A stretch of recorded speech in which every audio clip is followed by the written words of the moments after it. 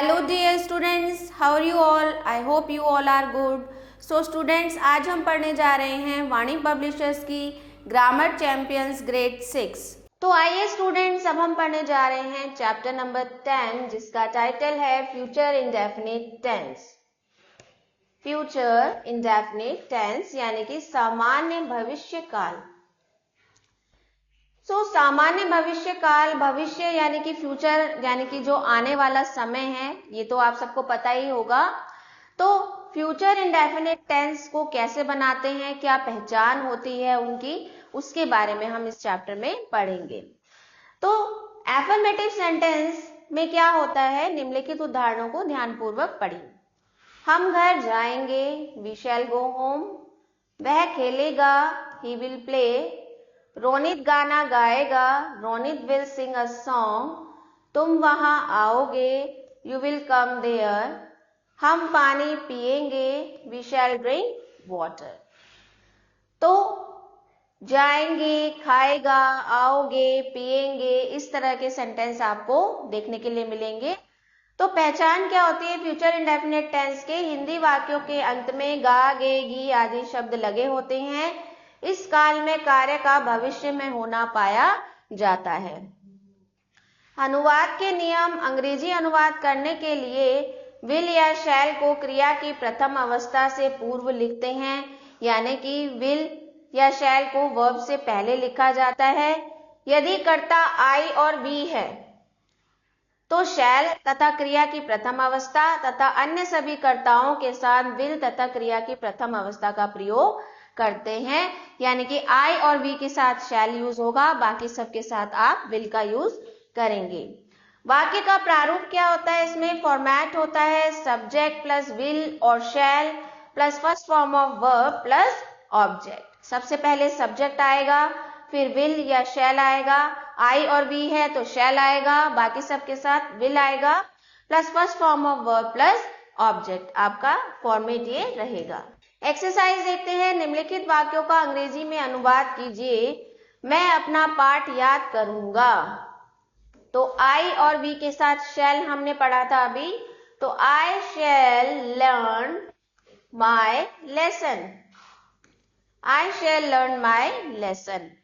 राम मुंबई जाएगा, Ram will go to Mumbai. Next है आज स्कूल बंद रहेगा, टुडे स्कूल विल क्लोज। वह खाना खाएगी, शी विल ईट फूड। वह कल पढ़ाएगी, शी विल टीच टुमारो। कल वर्षा होगी, इट विल रेन टुमारो। नौकर कपड़े धोएगा, the servant will wash clothes. वे यहाँ आएंगे, दे विल कम हेयर। वह कल मंदिर जाएगा, he will go to temple tomorrow. हम सिनेमा जाएंगे, we shall go to cinema. तो आइए स्टूडेंट एक्सरसाइज बी देखते हैं। एक्सरसाइज बी है आपकी, निम्नलिखित वाक्यों का हिंदी में अनुवाद कीजिए। They will do their work. वे अपना काम करेंगे। He will open the door. वह दरवाजा खोलेगा। I shall learn my lesson. मैं अपना पाठ याद करूंगा। She will drink the milk. वो दूध पिएगी। You will bring your English book tomorrow. तुम कल अपनी इंग्लिश की किताब लाओगे। They will buy books. वे किताब खरीदेंगे। We shall help you. हम तुम्हारी सहायता करेंगे। You will play cricket. तुम क्रिकेट खेलोगे। You will go to mall. तुम मॉल जाओगे। I shall go to Mumbai. मैं कल मुंबई जाऊंगा। Next is negative sentence. Negative sentence यानी कि निम्नलिखित उदाहरणों को ध्यानपूर्वक पढ़िए।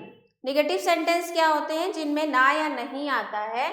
तो अब यहाँ सेंटेंस देखिए, वे तुम्हें नहीं पीटेंगे, they will not beat you. मैं स्टेशन नहीं जाऊंगा, I shall not go to the station. वह अपनी पत्रिका नहीं पढ़ेगा, he will not read his magazine. हम शोर नहीं मचाएंगे, we shall not make a noise, मैं कभी झूठ नहीं बोलूँगा, आई शैल नेवर टेल अ लाई। अनुवाद के नियम क्या है? फ्यूचर इंडेफिनिट टेंस के नेगेटिव वाक्यों का अंग्रेजी अनुवाद करते समय विल शैल के बाद तथा क्रिया की प्रथम अवस्था फर्स्ट फॉर्म ऑफ वर्ब से पहले अर्थात दोनों के बीच में नॉट लगाते हैं। तो यानी कि यहाँ पर शैल और ये वर्ब है आपकी, इन दोनों के बीच में हम नॉट लगाते हैं। कभी नहीं वाले वाक्यों के अंग्रेजी अनुवाद में नेवर शब्द का प्रयोग करते हैं। ऐसे सेंटेंस जिसमें कभी नहीं आता है उसमें हम नेवर का यूज करते हैं। वाक्य का प्रारूप क्या होता है? इसमें subject plus will plus shall, will और शैल। वाक्य का प्रारूप होता है इसमें सब्जेक्ट प्लस विल और shall plus not plus first form of verb plus object. आइए इसकी एक्सरसाइज देख लेते हैं। वह आज नहीं आएगा, he will not come today, he will not come today। मैं उसको क्षमा नहीं करूँगा, I will not forgive him। हम क्रिकेट नहीं खेलेंगे, we will not play cricket। वह खाना नहीं बनाएगी, she will not make food। वे गंगा में नहीं नहाएंगे, they will not bath in Ganga. हम कहानी नहीं सुनेंगे, we will not listen stories। मैं खाना नहीं खाऊंगा, I will not eat food। तुम नदी में नहीं तैरोगे, you will not swim in the river। मैं इस पुस्तक को नहीं पढ़ूंगा, I will not read this book। Nita गाना नहीं गाएगी, Nita will not sing a song। Next exercise है, निम्नलिखित वाक्यों का हिंदी में अनुवाद कीजिए। तो पहला सेंटेंस है he will not do exercise, वह व्यायाम नहीं करेगा। The frogs will not hop, मेंढक नहीं उछलेंगे। We shall never bath in the pond, हम कभी तालाब में नहीं नहाएंगे। सुमन will not tease him, सुमन उसे नहीं चिढ़ाएगी। The hunter will not kill a deer, शिकारी हिरन को नहीं मारेगा। I will not run, मैं नहीं भागूंगा। I shall not go for a walk, मैं वॉक पर नहीं जाऊंगा। We shall not beat him, हम उसको नहीं पीटेंगे। He will not go to school today, वह आज स्कूल नहीं जाएगा। You will not help me, तुम मेरी सहायता नहीं करोगे। नेक्स्ट है आपका इंटेरोगेटिव सेंटेंस। निम्नलिखित उदाहरणों को ध्यानपूर्वक पढ़िए। अब यहाँ पर देख सकते हैं, यहाँ पर हिंदी सेंटेंस है, यहाँ पर इसकी इंग्लिश है। तो पहला सेंटेंस है, क्या वह वहां जाएगा, विल ही गो देयर। क्या हम वहां नहीं जाएंगे, shall we not go there. क्या सुधा नहीं आएगी, शैल सुधा नॉट कम। अब तुम क्या करोगे, what will we do now. अनुवाद के नियम क्या है? फ्यूचर इंडेफिनिट टेंस के इंटेरोगेटिव वाक्यों के प्रारंभ में क्या शब्द हो तो विल या शैल में से किसी एक को कर्ता के अनुसार सर्वप्रथम लिखते हैं तथा बाद में सब्जेक्ट तथा क्रिया की फर्स्ट फॉर्म लिखते हैं। अगर क्या शब्द जो है वाक्य के प्रारंभ में आ जाएगा तो हम विल और शैल का यूज स्टार्टिंग में ही करेंगे। यदि प्रश्नसूचक शब्द जैसे क्या, कब, कौन, कहाँ आदि हिंदी वाक्य के बीच में हो तो अंग्रेजी अनुवाद करते समय इसकी अंग्रेजी सर्वप्रथम लिखते हैं, बाद में विल या शैल को कर्ता के अनुसार लगाते हैं। जैसे आप यहाँ फोर्थ सेंटेंस देख सकते हो, अब तुम क्या करोगे। तो यहाँ पर क्या जो है आपका सेंटेंस के बीच में आ रहा है, तो पहले हम क्या की ट्रांसलेशन करेंगे व्हाट, देन विल, उसके बाद हम अपना सेंटेंस लिखेंगे। यदि प्रश्नवाचक वाक्य नेगेटिव हो तो नॉट को कर्ता के बाद लिखते हैं और यहाँ पर पूर्ण विराम के स्थान पर प्रश्नवाचक चिन्ह लगाते हैं। वाक्य का फॉर्मेट यानी कि प्रारूप क्या होता है इसमें, यदि हिंदी वाक्य का प्रारंभ शब्द क्या हो तो विल और shall plus subject plus first form of verb plus object. Then यदि प्रश्न सूचक शब्द क्वेश्चन वर्ड हिंदी वाक्य के बीच में हो तो पहले क्वेश्चन वर्ड आ जाएगा, फिर विल और shall, then subject, then first form of verb plus object. Next है इसकी एक्सरसाइज, निम्नलिखित वाक्यों का अंग्रेजी में अनुवाद कीजिए। क्या बच्चा नहीं सोएगा? Will the child not sleep? Will the child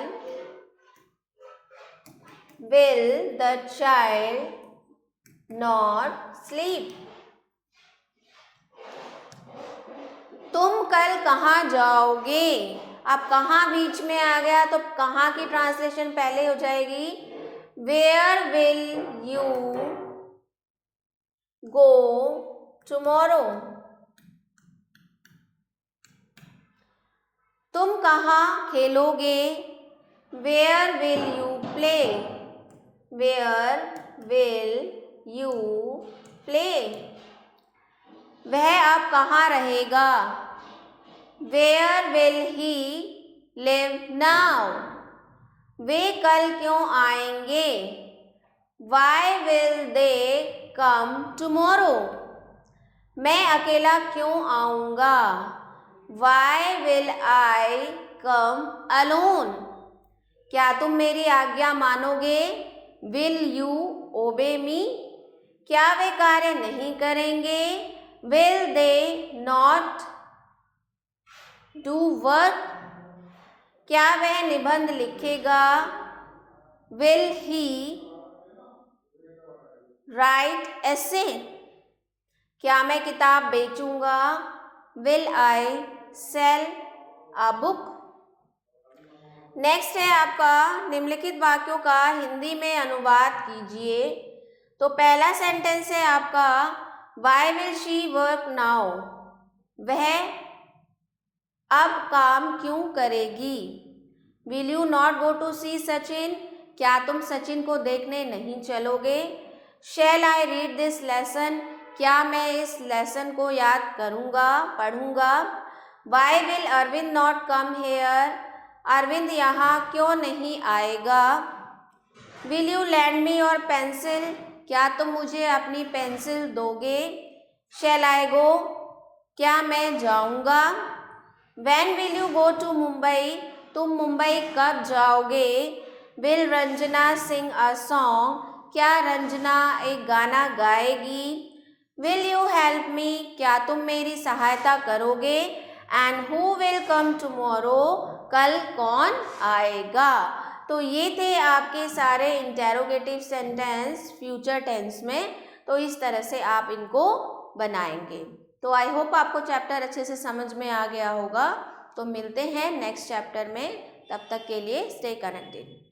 तो आशा करती हूँ बच्चों आपको ये क्लास अच्छे से समझ में आई होगी, चैप्टर सारे आपके क्लियर हो गए होंगे। आभार।